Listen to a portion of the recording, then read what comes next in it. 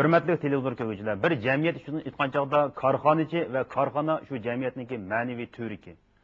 Bizniki bugünkü cemiyetimizge ve devrimizge xos karxanachi ve karxana ro'yini tushunish uchun biz Arman kasbiy cheklik shirkatidagi qurg'uvchisi va shundaqla bosh direktori Radil abla bilan suhbat ilib berishni muvaffaq ko'rdik. Ya'ni bugun suhbatni taqdim qilgan mehmonlar Arman kasbiy cheklik shirkatidagi bosh direktori Radil abla qizini qarshi olamiz. Suhbatimiz taqdim qilgan yana bir aylan Şinjan Maliye İqtisad Şüveni Pul Muamele Fakültesi'ndeki dosenti, magistr yetakçisi Ahmet Niyaz qarşı alınız. Texnik tirish orqali mush xalqimiz birga boy bo'laman degan shunday bir armonim bor. Bundaq ruh har bir korxonachi o'g'inish tegishli ruh deb qarayman. Biz bugun Radilkamni alayı taklif qildik. Chunki Radilkam Arman kasbiy cheklik shirkatini vujudga keltirib, bugungi holat yetgandan keyin bir yildek vaqt o'tib qoldi. Bizniki axborot sohalarimizda ancha ko'rmas bo'lib qoldi. Ko'pchilikka, ya'ni bizniki jamiyatimizga Arman kasbiy cheklik shirkatidagi umumiy ahvolni yana bir qitim Radilkamning og'zini oshkorlashni muvaffaq ko'ramiz. Shunga Radilka, siz o'zingiz mushu korxonaningki egisi bo'lish nuqtasidan, mushu korxonangizga nisbatan o'zingizniki bir natija ko'rsatishingizni yoki o'zingizni o'lishga olgan bir natija ko'rsatishingizni aytib boqamiz. Arman şirketining taraqqiyot musofasi bu yil 10-yili. 95-yildan bu yil 2005-yili 8-oygacha dal 10 yil vaqt bo'ldi. Arman şirketi hozirga qadar o'zining mushu Arman kasbiy cheklik shirkatining ostida 10 tarmoq shirkatini barpo qildi. Buningda Altay sutchiligi, Kunas sutchiligi, Tudonxaba musulmoncha yemekliklar zavodi, yechib o'tilgan rayondagi musulmoncha yemekliklar zavod guruhi, undan keyingi e'lonchiligi, Arman shirkatininki xalqaro savdo shirkati, bu hozir Dubayda shirkat qurib, hozir xizmatchilarimiz Dubayga borib ishga tushdi. Bu ay bizning bir vagon milimiz Arab Birlashma Xalqlariga qarab ketdi. Ondan keyin bizningki Kanada bilan birlashib turgan shirkatimiz va kaza bu 10 shirkatdan tarkib topgan. Bu bir iqtisodiy bir zanjirsimon guruh shaklini tashkil qilgan mushtaq bir shirkatga aylandi. Bizningki butkul mushu iqtisodiy ko'rsatkichimiz buningda hozirgi muqim mulk jihatdagi ko'rsatkichimizda 68 millionlik mulk.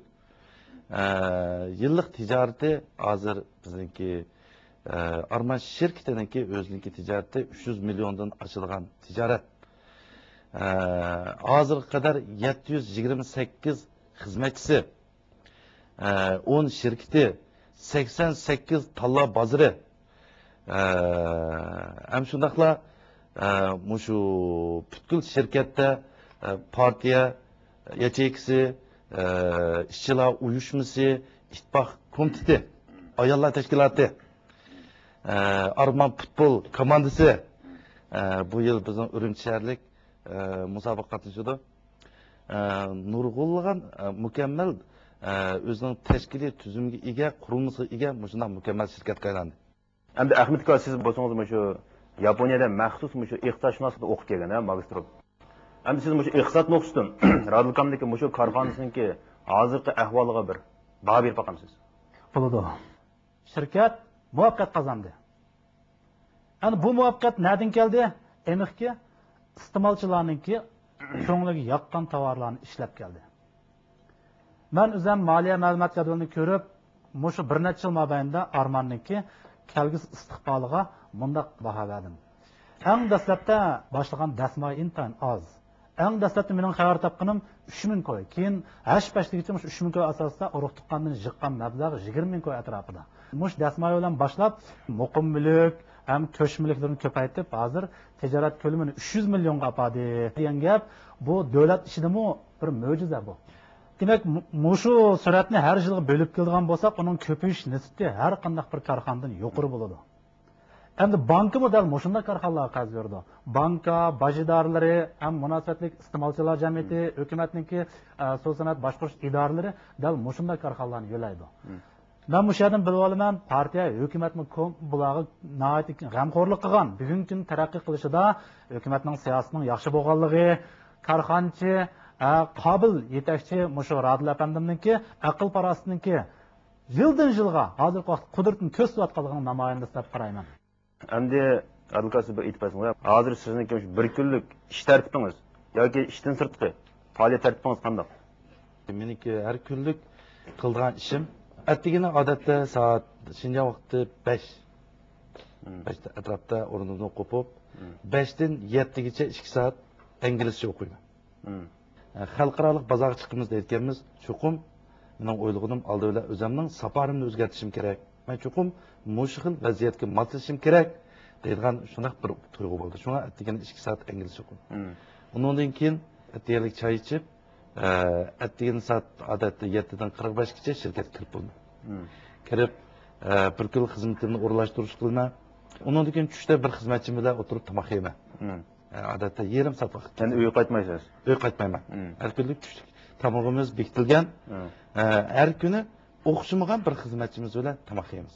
Bizning shirkatdagi har qaysi qatlamdagi xizmatchilarimizning qanday fikri va qanday talablari va qanday qiyinchiligi va bizning kutilgan qanday umidi va mush jihatda biz yarim soat tomoq yeymiz.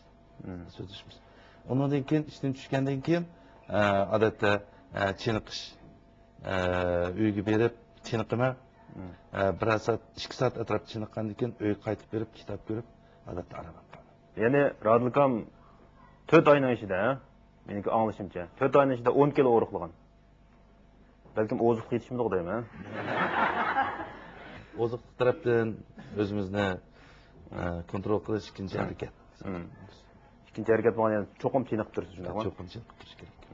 Bundan boshqa siz yana hozir 500 ming qo'y xajlab Shanxayga yugurib o'qiyapsiz, ha? Mushu ahvolni bir tushuntirib beramiz. Hozir butun dunyoning taraqqiyoti nihoyat tez bo'lyapti. Ham mushu iqtisodiy uchur davriga kirdi. Bo'libmi mushu bir necha yilda Jungoniki dengiz bo'yidagi rayonlarning taraqqiyoti pek tez bo'ldi. Endi bizdeki nurg'ulg'an uchurlar mushu chet eldan yoki bo'lmasa dengiz bo'yidagi rayonlardan kelishi bizga ozroq osti bo'lyapti. Endi men bir korxonani egizganman. Men bu korxonani ochib mamlakat ichiga tunishtiraman, dunyoga tunishtiraman. Men Shinjondagi bizningki mushundaq yaxshi mahsulotlarimizni, yeshil yemakliklarimizni dunyoga tunishtirish orqali Shinjonning yerlik iqtisodining taraqqiyotiga bir kishilik his qo'shman deydiganman. Men cho'qim davlat ichining ahvoli, davlat sirtining ahvoli, hozirgi iqtisodiy kayfiyat, iqtisodiy muhit, ham shundaqla iqtisodiy boshqarish jihatidagi bilimlarni men agar o'rganmasam, men bu shirkatni mamlakat ichidagi donliq shirkat yoki dunyoviy korxona qilib chiqaman degan gap bu bir quruq gap bo'lib qoldi ekan. Shunga men nurg'u o'ylanish orqali shu hozirgi Shanxay Jotun universitetidagi eng yaxshi korxona boshqarish ilmidagi o'qishga kirdim. Bu maktabniki 1000 dan oshiq mashina to'xtatish yeri bor. Ertagan soat 8 da 5 minut kech qolsak, u 1000 dan oshiq o'rinning hammasi tush ketadi. Bu tush ketgan mashinalarga qarab, men tush ketganiga qarab hayron qoldim. Bu mashinalarning markasiga qarab hayron qoldim. Mushu dunyodagi eng yaxshi mashinalar to'xtab ketgan. Xuddi bir mashina ko'rgazmasidek. Bu menga nihoyat oldindan yangilik tuyulgan, keyin menga nihoyat qattiq ta'sir qildi. Chunki bu yoqdagi korxonchilarning hammasi mushundaq pul xarjlab maktabga yugurib o'tibdi. Hammadan izlanib o'rganib o'tibdi. Men uyga ko'rib o'zimning nihoyat kech qolganligini his qildim. Shunga har qanday ish bo'lsa-mu, men o'qishimni hargiz tashlamayman. Bizning har bir qitimliq berishimiz bizga pul sundasak 30 necha ming so'm to'xtaydi. Har bir soatlik darsimiz 1000 so'mdan oshadi. Chunki bizning ma'lumotlarimizmi mayli Amerika Hafu universitetidan bo'lsin, mayli Kolumbiya universitetidan bo'lsin, mayli yoki boshqa yerlardan nurg'un mushu chet ellik o'qituvchilar kelib bizga dars beradi. Bir oyda 5 kun. Undan qaytib kelib bu o'qigan narsalarni o'zimning korxonasida ishlatish. Muşuni amaliyot jarayonida ishlatish orqali nurg'un yaxshi taraqqiyotlarga erishdik. Shunga men bu 500 ming so'mni hargiz ko'pkan deb o'ylamayman. Hozir meniki shu magistrlik nimasida 2 unvonim bo'ldi. Buning orqadan doktorlikda o'qimoqchi. Korxona boshqarishga doktorlik.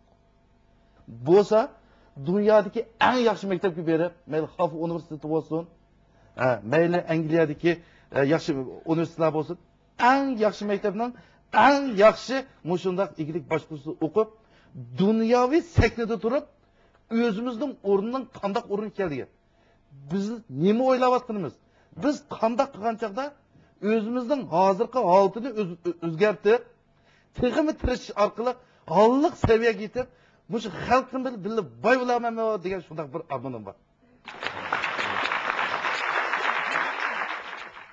Endi Ahmet aka siz shu hozirgi ahvolni anglagandan keyin, ya'ni Radulkamniki nurg'un mablag' silib, oldindan o'g'inish qilayotganligini iborat.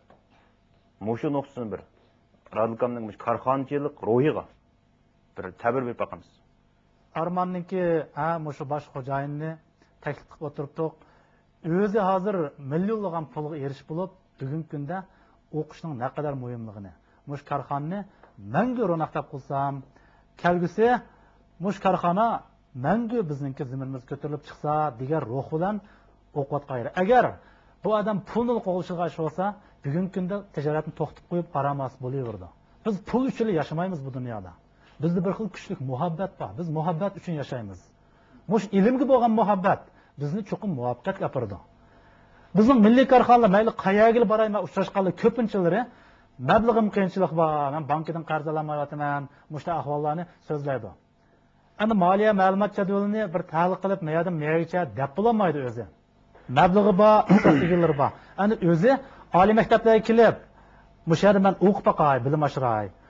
O'zimni xodimlarni tarbiyalab baqay deb xiyol qilgan mush ahvol nihoyat ekan bizda. Men Armonning xo'jayini bilan parangdashgan menga bir og'iz gap qildi. Mening eng chong boylig'im hozir pul emas.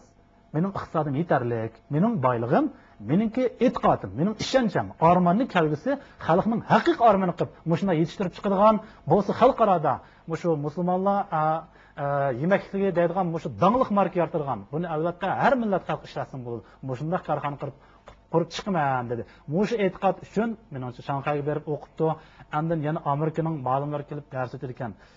Men o'ylayman, bundaq ruh har bir korxonchi o'g'inish tegishli ruh deb qarayman. Endi Radulka siz bugungi bizning davlatimizda, bizning avtonom rayonimizda, bizning jamiyatimizdagi bir muvaffaqiyat qozongan korxonchi bo'lish nuqtangizdan. Siz hozir bizning atrofimizdagi, siz munosabat qilayotgan yoshlarningki ixtisoslik bo'lish ahvoliga nisbatan sizning qanday fikringiz bor? Hozir bizning jamiyatimizda bir xil ocharchilik bor. Bu xil ocharchilik mushundaq ixtisos egalari ocharchilik. Bo'libmi iqtisodiy sohadagi ixtisos egalari nihoyat kamchil bo'lyapti. Hozirgi taraqqiyotimizda Arab Birlashma Xalqligiga shirkat qurdik. Shanxayga shirkat qurdik. Shanxayga shirkat qurish jarayonida o'ylamagan bir xil ishlarga o'zim qo'shildim. Biz odam qabul qilamiz deb ixtisosliklar shundaq maydoniga bordik. Borgan chaqda bizning Arman shirkatiningki Shanxayda turadigan shu o'rnininki o'rniga shirkatiga adam olamiz deb oldiga adam 7 odam bir atdeganda 3 soatdan o'shiq vaqtda 435 odam bizga kelib xizmat. Buning ichida 68 magistr bor. Qolgan hammasi shu oliy maktabni bitirgan. Eng tuan darajasi shu inglizchada davlatlik 6-darajani o'tgan. Şinjan'da arma şirketi biz adam alımız deb chiqsak, bizga bundaq odamlar kelmaydi. Yo'q. Bo'lsa ishchilar maktabini bitirgan. Yoki bo'lmasa pastki o'tir texnikum, o'tir ishlar texnikumlari yoki undan tuvanki oliy texnikum shundaq. Nurg'ulga oliy maktab bolalar keldi. Kelib biz ishlasak dedi. Voy yaxshi o ikilik boshqarishda o'qibsiz, matematikada o'qibsiz, kompyuterda o'qibsiz. undaq bo'lsa siz nima ish qila olasiz deb so'rasak, men degan bir parcha oq qog'oz maktabni endi bitadim. Bana yezang deydi, shundaqmi? Bana yezang. Men hech narsa uqmayman. Dedi, "O, siz oq qog'oz, dashi o'qisiz. Undaq bo'lsa, maoshni qanday o'ylab o'tasiz? Men 3000 qo'yib bersanglar" dedi. Sen berib, men ishni hal qila olamsan. Sen mayada o'tirib, sen Excel orqali sen bizning hozirgi Gongo bilan, bizning e'lonchiligimiz bilan, bizning setishning munosabatini topa olamsan. Sen bizniki ishlab chiqarayotgan, qatnashayotgan odamning soni bilan bizning hozirgi mahsulotniki o'tirdiki funksiyalik munosabatni topa olamsan. Tushunmaydi. Bu nimaligini men bilgan bir parcha oq qog'oz bo'lsam, sen menga o'rgatgandan keyin onda uqmamdim bu ishni dedi. Men yana maosh berishim kerak, yana o'rgatishim kerak, yana nurg'un ishlarni qilishim kerak. Biz shu ota-onalarimizning puli bilan yez qishloqlardan, janub shimollardan kelib o'qiymiz. Mening bir kutida umidim bu jamiyat mayli yoshlar bo'lsin, xizmat qilayotganlar bo'lsin. Daşı puturgan bulup vallahi hemisi o'ylab baksı buldu. Men nima ish qila olayman deb. Agar u o'tirib men hech narsa qilolmaydi ekanman deb qalbingiz qup-quruq bo'lsa, siz nega ko'rib xizmatga urilishsiz? Kitobdagi narsalarni qalbingizga yotlab olganingiz sizning bilimlik bo'g'ingiz emas. Hozir chet elga chiqadigan bizga ixtisos egilir kerak. Ingliz o'qidigan, dunyoviy so'z o'qidigan mushaq odamlar kerak. Bizda butun sharoit bor. Bunday odam bo'lmasa, bunday odam bo'lmagan sirtdan cho'qim odam taklif qilmizda. Shirkat cho'qim taraqqiy qilish kerak bu. Bu xil ixtisos shunasining ocharchiligini men cho'qim boshqa yerdan odam taklif qilish orqali men buni cho'qim tugatishim kerak bu. Men buni tugatmasam bu xalqimizning faxr etayotgan Arman shirkati qandaqsiga dunyoga yuzlandi, qandaqsiga davlatchiga yuzlandi.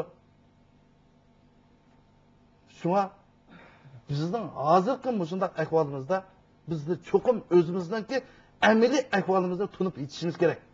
Biz zodi qanday ahvolda, biz qanday taraqqiy qilishimiz kerak?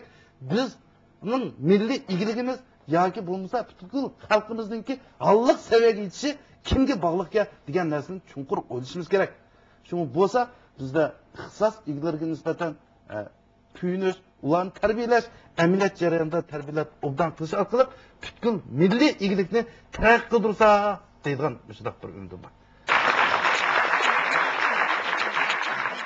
Radikam o'zi bir gapni qilgan. O bo'lsa-mu, men hozir bir mashinani yasidim. Bu mashinani cho'qim mening aydishim zarur emas. Uni aydiyalaydigan har qanday bir ixtisos odam aydisi bo'ladi degan gapni qilgan, ha. Balkim shu nuqtadan, ya'ni jamiyat deb bag'dan gapimiz bor deyman. Ko'pchilik o'ylab boqayli. Men bir mashinaning egisi. Bu mashinaning butkul hamma huquqim menga taalluq. Men bu mashina orqali to'pi to'shayman yoki men oltin to'shak. Bu mashina oldida bir mashinam bor. O'zim haydayman. Bu to'pini o'zim to'shib ekilib, bir yak dug'lab buni setish orqali men bu mablag' to'plab o'zim foydalanaman. Bu ishim toza yaxshi bo'lib ketib, bu nurg'unlagan mushunday boylik bayon uqdim. Unda bo'lsa, men daral yana 3 mashina, 4 mashina, 5 mashina, 10 mashina oldim. Bu chaqda 10 mashinaning hamil maydonda men qanday ulgurmay bu mashina. Unda bo'lsa bu mashinalarni qanday o'rinlashtirish kerak, qanday mang'uzish kerak, qanday qilgan chaqda bular o'zaro moslash orqali texnik ko'p boylik yaratish kerak. Bu chaqda men mashinamni cho'qim boshqalarga berib o'zim o'tirib buning cherkovini chizishim kerak. Bu yerdagi boylik tugasi kelsa, mayadagi boylikni elishim kerak va yoki bo'lmasa ishkirga boylikni mayaga ekilishim kerak. Dunyodagi narsani men bunda qilishim kerak deb men cho'qim loyiha tuzib, butun shirkatni o'rinlashtirishim kerak. Men bu yerda men injenerlik qilishim kerak. Boshqurishim kerak.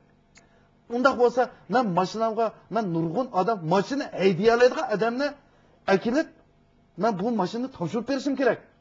Arva haydayotgan odamda birdan akilib, mashinamni topshirib bersam haydayamaydi. Men cho'qim o'zimizda mushundaq ishlarda taraq qildirishda bizga bo'lgan qobil odamlarni har tarafdan tepishim kerak. Undaq bo'lsa, mashinalarniki men har xil qobil odamlarni chaqirib kelib, ularga buldu sizga mushijak haq beray, siz menga mush ishlarni qilib bering deb bularni chaqirib kelib mush ishlarni qilsam, bu mashinani bu odamga berayotgan bo'lamdi. Bunun da kelgen paydını bu adamga berayotgan bo'lamdi. Undaq bo'lmaydi-ku. Biz agar dunyoviy shirkat bo'lsak, Amerikada shirkatimiz bo'lsa, Kanadada shirkatimiz bo'lsa, Arab Birlashma Xalqlari shirkatimiz bo'lsa, Germaniyada shirkatimiz bo'lsa, hammasiga berib, men berib chiqishim kerakmi? Hammasiga berib, biz cho'qim bizning Xinjiangdagi odamlar berib qilish kerak deb, hammasiga shunday qilish kerakmi? U yerni sharoitini uqmasa, tushunmasa, maslashamasa, men cho'qim shu sharoit qarab, shu qobiliyat qarab, shu yerda adam qo'yishimiz kerak bu.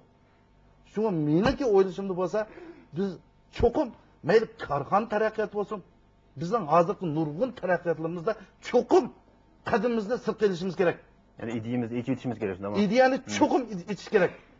Cho'qim ilg'or, yaxshi ideyalarniki yetakchisida o'zimizning taraqqiyotini texmi tezlashtirishimiz kerak. Cho'qim jamiyatning taraqqiyoti, millatning taraqqiyoti, butun xalqimizning hollik saviyasini cho'qim ilg'or ideyalar orqali ilgari surish kerak. Undaqda Ahmet Kasım'ın cemiyetini tekşiriş neticesini, bizim karxançılarımızı tekşiriş neticesini, bizim bu karxançılarımızdaki, milli karxançılarımızdaki hal qilg'uch ojizlik nima deb qaraysiz yoki u chiqish nuqtasi qayerda deb qaraysiz? Men nurg'un korxonachilarga ko'rishdim. Bir alaylik va ularda. Ya'ni mushu sizning maktabingizga moliya hisob shu yerga berib yoki biz ma'lum uchurni korxona boshqarishlar ma'lum uchurni egallab boqayli, sizning o'quvchilaringizni vaqtincha ishlatib boqayli, qayerdan qayergacha deydigan bunday ideya yo'q-da. Nima uchun bunday shakllanib qoldi deganda, bizniki azaldan 20 yil mobaynida asosan degidek maktab bilan korxona bilan jamiyat og'rilgan darajaga kelayotgan. Hozir aytimizkin maktab, korxona, hukumat hamma o'rin irmash-irmash keraklayotgan davr. Andaqcha men milliy korxonchilar shuni tavsiya qilib o'ylayman, agar men o'zim korxona aylantirayotgan bo'lsam, mening chiqish yo'lim oldi bilan mushundaq Armon Qo'shar shirkati bilan qo'l tutib, men pay qo'shib birlikda yashaymiz. Japonni tang tortamiz. Ko'pning ahli ko'p bo'ladi. Alayliq Armanniki quvvat talqonlari mush ishlab chiqarilgandan keyin hozir bir qancha shirkatlarning chiqardi. Bu yaxshi ahvol. Chunki raqobatli foydasi bor. Shunday qilganda xaridor men iste'molchi bo'lsam bir nechasini tanlab qolsin yaxshi deymanda, agar Armanning nachar bo'lsa Alman shallanib qoladi Arman bozordan. Ana qolgan shirkatlarning hammasini yeni talashsak mush doirada cheklanib qolishi mumkin. Biz shu bo'lsa, "Hey, mening bunday qolayligim bor ekan, masalan, mablag' jihatda, yo texnik jihatda yoki moddiy kuch jihatda bo'lsin.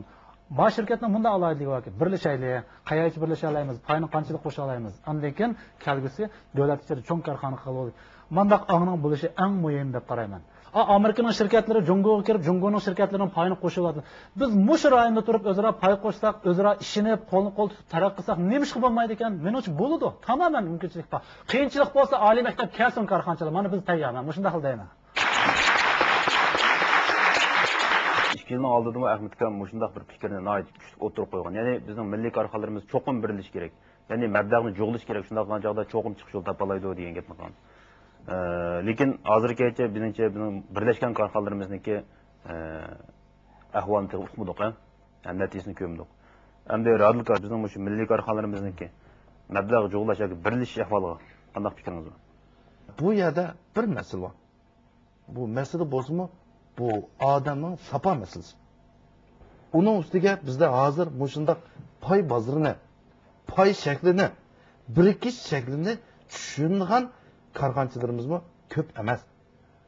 Bundaq birlashishning qonuni birlashish ekanligi, qonuni birlashgan chaqda pul, muomala hamma ishni bizniki bu paychiklar bularniki boshqarishida emas, balkim boshqa boshqaruvchilarni taklif qilish orqali, ular ish qilish orqali biz haqiqiy mushu mulkning egisi bo'lganligimizni tushunib yetmaydi. Men bilan so'zlashgan korxonalardami hozirgacha 10 nechta korxona bo'ldi. Mushaq fikrlarni qildi. Nurg'ulg'an tijoratchilarimizmi naq pul kelib biz bo'lsa pay qo'shsak deb. Lekin masala mushu oqirdagi qo'shilgandan keyinki sizningki mushada qanchalik payini egallaysiz. Mushniki bizni hisoblab chiqarib bergandan keyin buni tushunmaydi. Men asli bu 1 millionlik pay solsam, men asli sizningki mushu qiymatingdagi 1 millionniki men payga erishim kerak dedi. Lekin mushu tijorat bo'lgan chaqda biz masalan 100 million chiqaraylik. Siz 1 million chiqaray, 10 million chiqaring, siz 10% egallayman desangiz to'g'ri bo'lmaydi. Chunki bu 100 million naqd puldan boshqa bu yerda markaning puli bor. Mahsulotning puli bor. Bu hozir shakllangan bozor. Bu bozorda har yili falonchi million pul foyda bor. Bu shunchalik tayyor bo'lgan foyda, mushundaq yaxshi marka, mushu narsaga siz mushinchilik pul akirib, men yana mushinchilik narsaga erishamaysiz. Shunga bu hisoblab kelgan chog'da haqiqatan mushundaq bo'lib kelganda siz ya 5%, ya 4%, ya 3% foy chekiga erishish salohiyatiniz bo'ldi. Endi Radilka, men sizdan bir necha savollarni so'rab baqsin, ha. Siz bunga yoki bir yig'iz yoki bir jumla javob bersiz, ha. Ayni vaqtda sizmi bir idoraniki xizmatchisingiz, ha. O chog'da masalan bozorga yo'nalish yoki dengizga tushish degan gaplar endi anglanayotgan. Hech qanday bir misol bo'lmagan bir sharoitda. Mushunday sharoitda sizni dengizga tushishga yoki idorani tashlab etib, mushu bozorga kirishga undigan eng muhim sabab nima? Qiyinchilik. Qattiq javob atasiz sizga. Ikkinchi bir savol olay, ha. Siz keyin mushu 3000 qo'y bilan tijoratni boshlab, ma'lum mazgil kelgandan keyin bankadan qarz olibsiz, ha? Nima uchun oldingiz? Qiyinchilik. Üçüncü savol, ha. Siz mushu ishni dastlab boshlagan mazgilda, siz bir tuyg'u bo'lgan-ki. U bo'lsa-mu, hey, xatarlik deb turdi. Mushu ishim bak yo'g'inab ketamdi nima deydigan. Shundaqmi emasmi? Shundaq. Hozir shunaq tuyg'u bormi yo'qmi? Hozir shundaq tuyg'u texim cho'yib ketdi. Demak, bu yerda oldingi ikki savolniki javobi, ha, qiyinchilik. Uchinchi savolniki shundaq tuyg'u. Menimcha qiyinchilik bilan tuyg'u intayin muhim bo'lishi mumkin, ha. Endi mushu nuqtadan siz aytib bersangiz. Siz mushu qiyinchilik degan uqumga qanday baho berasiz?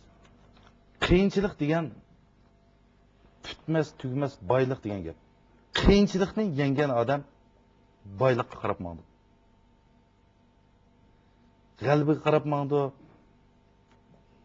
Kun sari yo'g'inab taraqqiyot qarab mangdi. Bizning oliy maktab o'quvchilarimizdan ko'pinchisining chet elga chiqib o'quvchisi bor. Amerikaga borg'isi bor, Yevropaga borg'isi bor. Lekin siz chet el tili o'qimaysiz. Bu sizning qiyinchiligingiz, ojizligingiz. Siz agar mushu qiyinchilikdan o'tib, davlatlik 8-darajadan o'tib, hamma ishni hal qilsangiz, sizga bir cho'ng yo'l ochildi. Xizmatda bo'lsa, "Men ishni qiling" deb oldingizga kompyuterni akab bersa, "Men bu narsani o'qimayman, men buni silab baqqan. Bu qolgan narsani maktabga ma'lum, Ahmadjon ma'lum o'tmagan" desa, shu bu idoradagi boshqa qanday qildi? Oldingizga kompyuterda akitdi shuni ular. Sizga nima berib, supurgidan birini berib qo'ydi. Shu o'qimayman degan narsani sizning qiyinchiligingiz bu. Ba'zi odamlar o'qimagan bo'lsa-mu, lekin u qiyinchilikni boylik deb bildi. Shuni u qiyinchilikdan besib o'tkazga u nurg'un muvaffaqiyat qozondi. Nurg'un o'qigan odamlarimiz men o'qidim deb o'zini muallaqaga chiqib qo'yib, qiyinchilikdan qochib yurdi. Shuni ular bu bilim bu o'zini tang namina yurdi. Shuni ular biz bu bayashatchilikdan ner qolamiz. Shunga g'alba, siz g'alba qozonma deyotgansiz, yoki pul topaman deyotgansiz, yoki bo'lmasa taraqqiy qilib, men mushundaq bir armonimga yetaman deyotgansiz, birinchi bo'lib daftaringizni ilib qiyinchiligingizni yozing. Shu qiyinchiliklarni birdan hal qiling. Baxt yo'li sizga ochiq bo'ldi. Siz ayni vaqtda mushu ishning nihoyatda yo'g'inab ketganligini o'ylagan, ha? Tuyg'uda bo'lgan. To'g'ri. Endi hozir texim undaq tuyg'u intayin kuchli deysiz. Bir korxonchi uchun mushu bevosita sezim intayin muhimmi qanday? Menda shunday bir tuyg'u bo'lgan. Korxona boshqarish jarayonida, yoki o'qish jarayonlarida bo'lsa-mu, xuddi o'zim bir cho'ng ishlarni qila oladigandak. Ayt ulug' odamdek. Yo'q, unaqa emas. Unaqa emas. Cho'qim bir yaxshi ishlarni ta'virtalaydigan shunday tuyg'u bor. Arman shirkati deb, Arman deb ism qo'ygan chog'dimi, nurg'un ismlarni anglab men yoqtirmagan. Yo'q deb. Birinchi o'p kallam kelgani shu joqda nihoyat qiziqarligi, Arman degan cho'qim xalqaroga moslashgan bir xil inglizcha yozma, Arman deb yozsa, nihoyat chiroyli chiqadigan shunday ism bo'lish kerak degan bir xil Tuyğu bolğan şu jagda 3000 koyda iş başlagan vaqtında. Şundaki aşağıda oylagan çağda çokum hanzuchi atalgısı mı algan çağda çıraylık yaxşı çıkışı. İngilizce atalgısı marka çokum yaxşı buluşı. Uygurça atılışı mı çokum xalq yaxşı ko'radigan bir xil mujundaq tuyg'u berish kerak, ma'no bo'lish kerak degan shundaq bir tuyg'um bor. Texnik kirish orqali mush xalqni bilib boy bo'laman degan shundaq bir armonim bor. Bundaq ruh har bir korxonachi o'rganish tegishli ruh deb qarayman. Siz Shanxay qatnashuv universitetiga bir qitim berib kelishingiz uchun 30 ming yuan pul ketgan-ku. Bir soatlik darsingiz uchun 1 million pul ketgan. Hamda siz shu korxonachi bo'lish suhbatingiz bilan bir deb baqsangiz, shu chiqimlarni ya'ni qanchalik vaqtdan keyin asli keltirib bo'laman degan narsani o'ylab baqdingizmi? Men bir iqtisod boshqaruvchi albatta bu pulni sağgan çağda qachon kelarkin degan bir hisobotim bordi.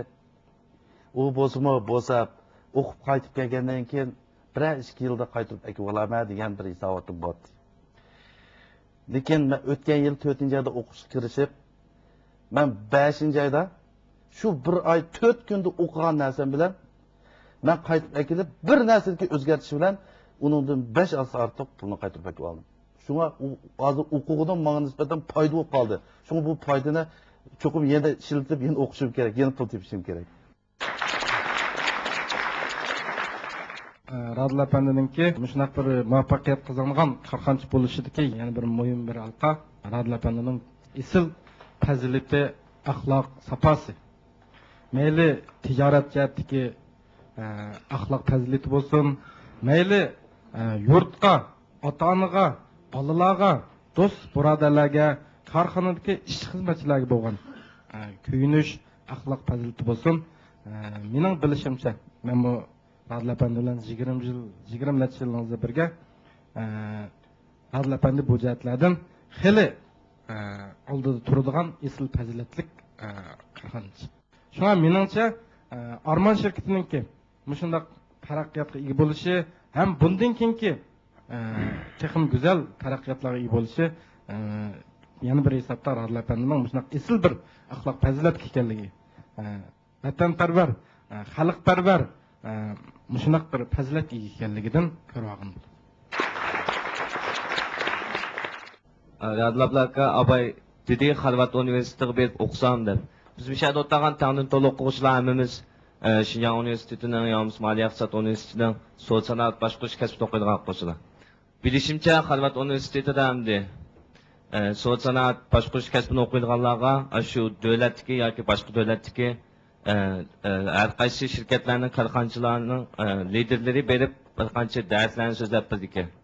Bo'lsa bizning Radul akamizmi Shanxayning qatnash universitetida nurg'ulgan chet elliklardan bilim o'tibdi. Bo'lsa bizdek kelgusidagi korxonachilarga kep bizning o'qish supimizga chiqib bizga o'ziniki shu duchor bo'layotgan masalalarga yoki kelgusida biz yo'l qilgan masalalarga bir qism taklif fikrlarni berib berishni bizning o'qish supimizga chiqib qo'yishni umid qilaman. Qadrli tomoshabinlar, biz bugun Radul abla bilan yuzma-yuz uchrashib suhbat ilib bordik. Demak, biz bugungi suhbatimizdan bir nuqtani intayin moylashtirishimiz intayin zarur deb qarayman. U bo'lsa-mu Radul abla boy aytgandek, mening qiyinchiligim, mening boyligim degan so'zdan iborat. Demak, biz Radul ablani uniki necha 100 million puli bor deb tasvirlagandan ko'ra, uniki intayin muhim bir boyligi bor deganimiz so'z. U bo'lsa-mu uniki qiyinchiligi. Menimcha bu xil boylik bizning ekran oldidagi har bir tomoshabinda yetarli bor deb qarayman. Ko'pchilik rahmat, kelar sonda ko'rishaylik.